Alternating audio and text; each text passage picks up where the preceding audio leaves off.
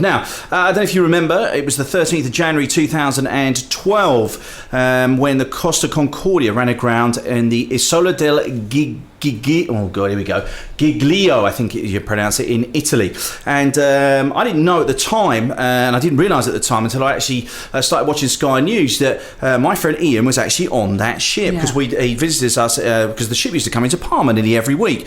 And then it suddenly dawned on me that he was. And obviously it was a few sort of frantic hours to find out what had gone on, and eventually we did make contact. And then about 10 days later we did an interview on the radio, which went quite viral actually, when we did it. We put it onto YouTube and everything else. I'm also recording this interview today, and they've just raised the Costa Concordia, so we thought now would be the time to actually have another chat with Ian, who hopefully is on the other end of the line. How are you, Ian? Hi Richard, I'm fine. How are you? Yeah, I'm very well, thank you. Thanks for joining us this morning. Really appreciate it. No problem. Blimey, this is when you think about it, it's nearly 18 months ago now, and it doesn't, it seems like yesterday. Really, I'll be perfectly honest. What are your feelings now? Then it got raised yesterday. Well, it's very eerie seeing the ship raised up again. I mean, I was following it all on the various websites yesterday. The live pictures of the ship, being inched out of the water. And the first thought, first of all, I mean, I do want to just say that there are still 2 people missing, obviously, and hopefully those families can get closure over the next few hours or so, that they can make hopefully, find what happened to the 2 people that they haven't discovered yet. But putting that to one side, the main emotion really was just one of sadness, Richard. That the whole thing was pointless and avoidable. And you look at that beautiful ship wrecked. I mean, what staggered me, what wasn't, I know, stupid to say so, but now it's out of it's now vertical. The amount of damage to the starboard side is remarkable. I mean, the ship's absolutely caved in on the right-hand side, because because the image that we've had of the ship for the last 18 months or so has been the bit above the water, which, apart from the hull that was hit by the rock, is largely undamaged and looks like a cruise ship, albeit at a strange angle. But when you see it raised up, boy, oh boy, the ship took a hell of a battering there for the last 18 months. And it's so sad. You've been on ships, Richard, you know what it's like. They're beautiful things. The Concordia was a lovely cruise ship. We were all very fond of her. And to see it like that, just so sad. It looks dreadful, doesn't it? It really does. Yeah, it does. And I remember coming into Palma, and it was like a big story building, really, wasn't it? I mean, it was huge. Sometimes you don't actually when you look at it on the news, you don't really get how actually big that ship was. I mean, there was over 4,000 people on there, wasn't there, at the time? Yeah, that's right. There was 1,100 crew and about 4,800 passengers. So you got the best part of 6,000 people on board. And, there was a lot of people that night that managed to get off alive. I mean, you think about how lucky we were that the wind were blowing in the right direction and blew us onto that rock that the ship has been sitting on.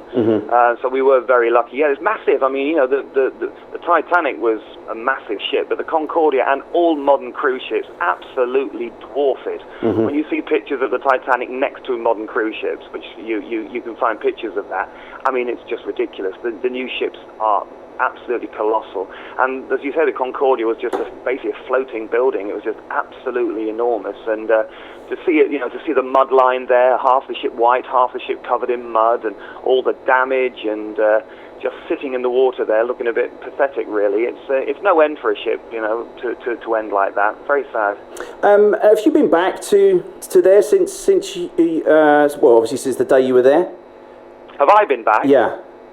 I haven't. No, obviously, I haven't been back on ships at all since then, and not because of what happened on the Concordia. I mean, I want to settle down with my personal life now and spend more time in England. But no, I do want to go back. What will happen when I do go back, I don't know quite how I'll feel about getting back on board a ship again. You don't know until you get back on board. That sort of first night when the door shuts on the cabin and you feel that slightly claustrophobic feeling, which you always do on a first night back on board a ship.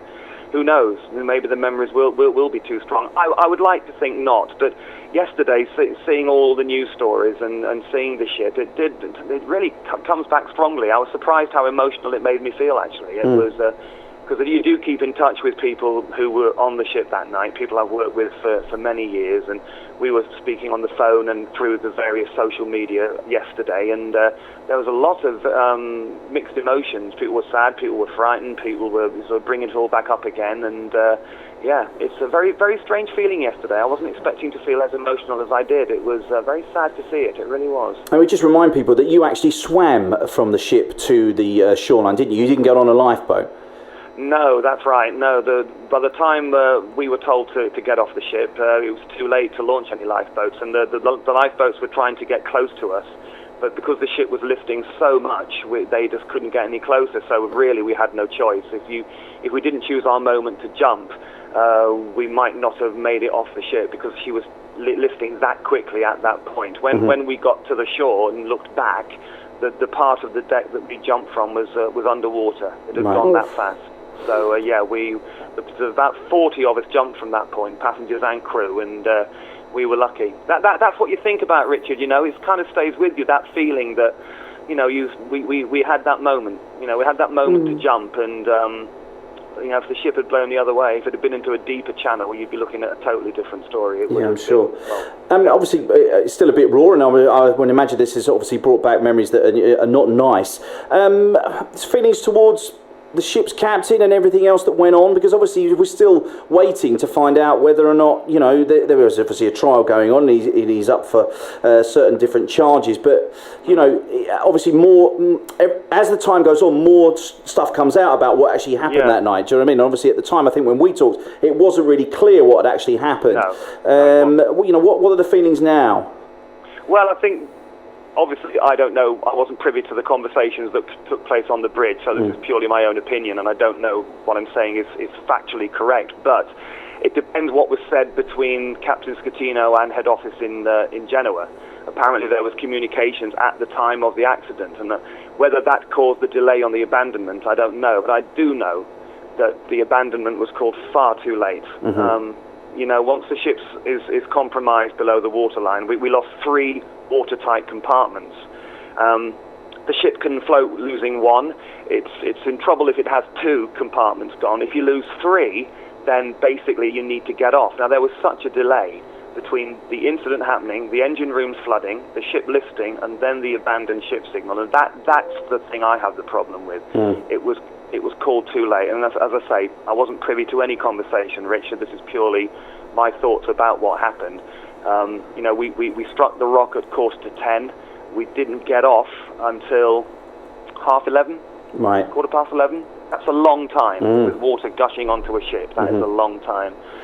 So that's the only thing that sort of stings a bit, is that if it had been called sooner, you know, maybe lifeboats could have been launched quicker on the side that was coming out of the water.